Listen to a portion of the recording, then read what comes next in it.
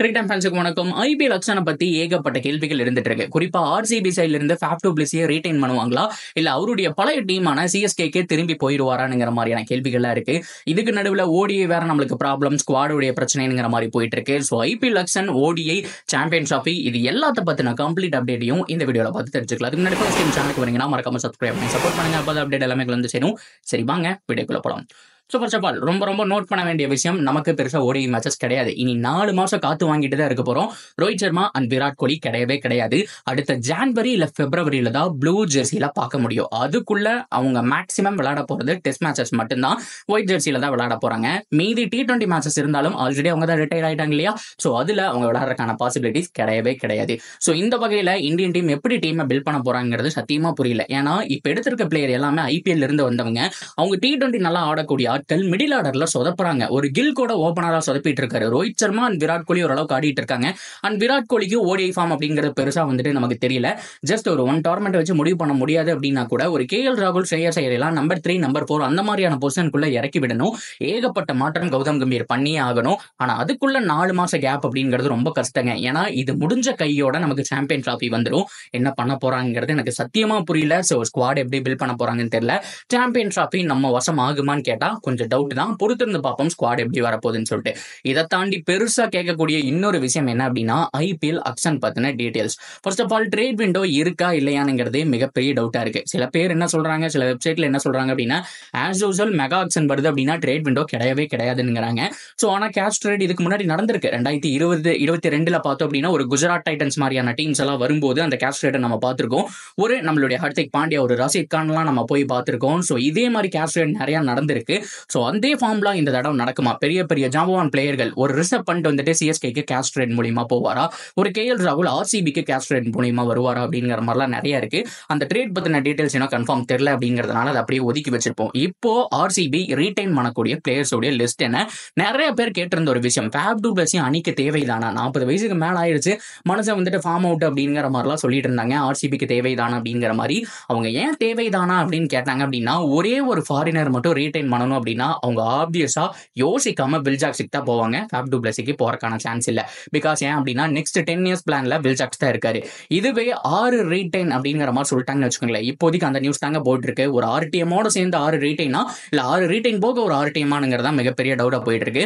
இதுல இந்த 6 அப்படிங்கிற நம்பர் மட்டும் கன்ஃபார்ம் ஆயிடுச்சு அப்படின்னா என்னுடைய செலக்ஷன் படி Virat Kohli number 1, Siraj number 2 and ரொம்ப முக்கியமா வில் ஜாக்ஸ் நம்பர் 3. இதை தாண்டி மிடில் ஆர்டர்ல ரஜத் பட்டிதர் கண்டிப்பா இருப்பாரு. பட்டிதர் மாதிரியான பிளேயர் விட மாட்டாங்க. And number 4. இதை தாண்டி இன்னும் இந்த 2 பிளேயர் தான், 2 ஃபாரின் பிளேயர்ஸ் யாரு அப்படிங்கிறது கேள்வியா இருந்துச்சு. ஒன்னு வில் ஜாக்ஸ் சூஸ் பண்ணிட்டோம் இல்லையா. இப்போ 5வது இடத்துக்கு மேக்ஸ்வெல்லா ஃபேஃப் டு பிளெஸியா அப்படிங்கிற ஒரு கேள்விதான். ஃபேஃப் டு பிளெஸியோட ரீசன்ட் டைம் அந்த ஸ்டாட்ஸ் எடுத்து பார்த்தோம் அப்படின்னா செம்மையா விளையாண்டுருக்காரு. மேஜர் கிரிக்கெட் லீக்ல பார்த்தோம் அப்படின்னா அவ்வளோ ஒரு performance. Conway and Faf du Blessy 2 பேருமே கலக்கி போட்டாங்க. கான்வே பொறுத்த வரைக்கும் ஸ்ட்ரைக் ரேட் ப்ராப்ளமா இருந்துச்சு, கொஞ்சம் திணறி ஆடிட்டு இருந்தாரு. ஆனா இந்த பக்கம் ஃபேஃப் டு பிளெஸி போன வருஷம் இருந்ததுக்கு நேர் ஆப்போசிட் ஃபார்முங்க. இந்த வருஷம் லீடிங் ரன் கெட்டர் அப்படிங்கிற பொசிஷன்ல இருந்தாரு, செம்மையா ஆடி இருந்தாரு. அண்ட் இதை வச்சு எடுப்பாங்களான்னு கேட்டா ஸோ 2 விதமா பிரிக்கலாம். ஆர்சிபி அவங்கள ரீடைன் பண்ணுவாங்களா இல்ல எடுக்க மாட்டாங்களான்னு கேட்டா அதுல ஒன்னு கேப்டன்சி மெட்டீரியல். இப்ப கேப்டன்சி மெட்டீரியலா மட்டும் ஃபேஃப் டு பிளெஸியை பாக்குறாங்க அப்படின்னா எடுக்கிறது கொஞ்சம் கஷ்டம் தான். அவரை உட்கார வச்சுட்டு ஆப்ஷன் வந்தா கூட நம்ம பாத்துக்கலாம்னு சொல்லி மேக்ஸ்வெல்ல ரீடைன் பண்ணிட்டு போயிடுவாங்க. இல்லப்பா நாங்க ஃபேஃப் டு பிளெஸியோடவே போறோம், இன்னொரு 2 வருஷம் 3 வருஷம் ஒரு தாக்கு பிடிப்பாரா, இன்னொரு 3 வருஷம் ஒரு ஆடுவாரா, அதுக்கப்புறம் ரிட்டையர் ஆயிடுவாரா, 3 வருஷம் அவரை வச்சு சமாளிச்சுக்கிறோம், அவரை வச்சு மல்லு கட்டிக்கிறோம் அப்படிங்கிற மாதிரி யோசிச்சாங்க அப்படின்னா கேப்டன் ஃபேஃப் டு பிளெஸியா கண்டிப்பா முதல் பிளேயரா அவரை தான் ரீடைன் பண்ணுவாங்க. இல்ல அவங்களுடைய கொக்கி KL ராகுலுக்கு இருந்துச்சு அப்படிங்கிற பட்சத்துல இந்த ஒரு ஃபாரின் ஸ்லாட்டை வேற ஒரு நல்ல பிளேயர் மேல இன்வெஸ்ட் பண்றதுக்கான சான்ஸ் அப்படிங்கிறது highly possible. So Faf du Blessy நல்ல பிளேயர் தான். ஆனா அவங்க எதிர்பார்க்கிற மாதிரி டாப் 1, 2, 3 எல்லா ஃபாரின் பிளேயர்ஸும் முடிஞ்சு போயிட்டா எப்படிப்பா பினிஷிங் ரோலுக்கெல்லாம் வேணுமே அப்படிங்கிற மாதிரி எக்ஸ்பெக்ட் பண்ணிட்டு இருக்கும்போது ஸோ இந்த மாதிரி டைம்ல KL ராகுல் வந்து உங்களுக்கு ஓப்பனிங் பேட்ஸ்மேனாவும் கிடைச்சிட்டாரா. அது மட்டும் இல்லாம ஒரு இந்தியன் ஸ்லாட் வேறையா ஒரு ஃபாரின் ஸ்லாட்டும் மிச்சமாகுது இல்லையா. இந்த மாதிரி ஆர்சிபிக்கு நிறைய அட்வான்டேஜ் இருக்கு. ஆர்சிபியை பொறுத்த வரைக்கும் ஃபேஃப் டு பிளெஸியை விட போறதா மிகப்பெரிய பேச்சுவார்த்தைகள் இந்த சீசனோட முடிவுலேயே போயிட்டு இருந்துச்சு.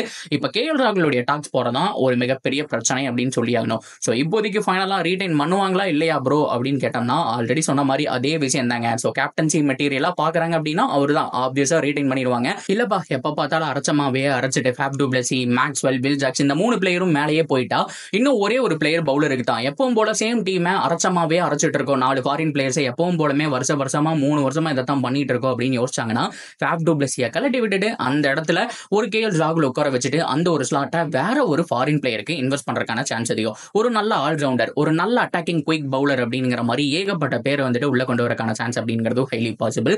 ஸோ என்ன பொறுத்த வரைக்கும் விடுவாங்களா மாட்டாங்களான்னு கேட்டா எமோஷனலா அதெல்லாம் யோசிச்சு பார்த்தாங்க அப்படின்னா 3 வருஷம் நல்லா பண்ணியிருக்காரு, கேப்டன்சி நல்லா இருந்திருக்கு, ரன்னும் ஆர்சிபிக்கு நல்லா பண்ணியிருக்காரு அப்படின்னு நினைச்சு ஆப்வியஸா ரீடைன் பண்ணலாம். ஆனா கேஎல் ராகுல் உள்ள வந்தா அவர் தான் கேப்டன்சி மெட்டீரியல். ஸோ அதனால ஒரு ஃபாரின் ஸ்லாட்டை மிச்சம் பண்ணலாம் அப்படின்னு பார்த்தோம்னா ஃபேப் டு பிளஸை கழட்டி வர்றதுக்கான சான்ஸும் இருக்கு. ப்ரோ ஃபேப் டு பிளஸையும் வச்சுட்டு கேஎல் ராகுலையும் வச்சுட்டு வேற ஒன்றும் பண்ண முடியாதான்னு கேட்டா மூணாவது ஒரு ஆட்டோக்கார தம்பி இருக்காம்பார் அப்படிங்கிற மாதிரி எல்லாருடைய பார்வையுமே மேக்ஸ்வெல் மேலதான் போகுது.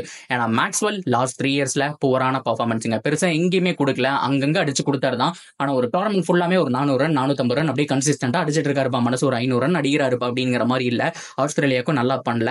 ஸோ ஆப்வியஸா போன வருஷம் அவரே பெஞ்சில் போய் கொண்டாரு, தயவு செஞ்சு டீமோட எனக்கு நல்லா முக்கியம், நான் போய் உட்காந்துறேன்னு சொல்லி லாஸ்ட் ஒரு 2 மேட்ச் தான் வந்தாருன்னு நினைக்கிறேன். ஸோ இந்த மாதிரியான சில பிரச்சனைகள் பாக்குறாங்க. அவருக்கு மென்டல் பிரஷர் இருக்கு, so mental health problem, fitness problem அப்படிங்கிற மாதிரிலாம் யோசிக்கும் போது மேக்ஸ்வெல்ல கலட்டி விடுறதுக்கான சான்ஸ் அப்படிங்கிறது தான் ஹைலி பாசிபிள். ஸோ இப்போ மேக்ஸ்வெல் வெளியில போயிட்டாருன்னா தாராளமா நீங்க ஃபேப் டு பிளஸியே வச்சுக்கலாம். ஏன்னா அந்த இடத்துல வேற ஃபாரின் பிளேயர்ஸ் வந்துட்டு ஃபிட் பண்ணிடுவாங்க. ஸோ இதுதான் ஆர்சிபில நடக்க போற விஷயங்கள். ஸோ இது போக ஃபேப் டு பிளஸியை விட்டா என்ன பண்ணுவார் அப்படின்னா யோசிக்காம ஒரு சென்னை சூப்பர் கிங்ஸுக்கு சைன் பண்ணிட்டு போயிடுவாருங்க. ஏன்னா அவங்களும் வரவேற்க ரெடியா இருந்துட்டு இருக்காங்க. ஒரு ஃபேப் டு பிளஸி, ஒரு டிவான் கான்வே, ஒரு 2 பேர் ஓப்பனிங் போட்டு ருத்ராஜ் கைக்வாட் இப்போ 1 டவுன்ல கூட நல்லா ஆடுறாரு, அந்த மாதிரி போயிட்டா அவங்களுடைய ஸ்குவாட் அப்படிங்கிறதோ செம்மையா இருக்குங்கிறதுல மாற்றம் கிடையாது. ஸோ அதனால ஃபேப் டு பிளஸியை கழட்டி விட்டாங்க அப்படின்னா என்ன பொறுத்த வரைக்கும் அக்ஷன் போக மாட்டாரு. கேஸ்ட்ரேட் இருந்துச்சு அப்படின்னா சிஎஸ்கேவே வாங்கிடுவாங்க, அதுல எந்த விதமான மாற்றம் கிடையாது. ஏன்னா 2 பிரான்ச்சைஸுக்கு சிஎஸ்கேக்காக தான் ஆடிட்டு இருக்காரு. ஒன்னு மேஜர் கிரிக்கெட் லீக், இன்னொன்னு சவுத் ஆப்பிரிக்கா T20, ஆல்ரெடி சொன்ன மாதிரி. ஸோ கண்டிப்பா அவர் விட்டாங்க அப்படின்னா சிஎஸ்கே, அப்படி இல்லைன்னா ஆர்சிபில இன்னொரு 3 வருஷம் அடுத்த மெகா ஆக்ஷன் வரைக்கும் கண்டினியூ பண்ணுவாருங்கிறதுல மாற்றமே கிடையாது. ஸோ நீங்க என்ன நினைக்கிறீங்க? ஆஸ் அ ஃபேனா அவர் வேணும் ப்ரோ அப்படின்னு நினைக்கிறீங்களா? இல்ல ப்ரோ கேஎல் ராகுல ட்ரை பண்ணலாம், நமக்கு ஒரு ஃபாரின் ஸ்லாட் தான் முக்கியம், நான் மேக்ஸ்வெல்லே இலக்க தயாரா இல்ல அப்படிங்கிற மாதிரி நினைக்கிறீங்களா? உங்களுடைய ஒப்பீனியன் தாராளமா கமெண்ட் செக்ஷன்ல சொல்லுங்க. தொடர்ந்து அப்டேட்டுக்கு சேனலோட இணைஞ்சிருங்க, மறக்காம சப்ஸ்கிரைப் பண்ணி சப்போர்ட் பண்ணுங்க.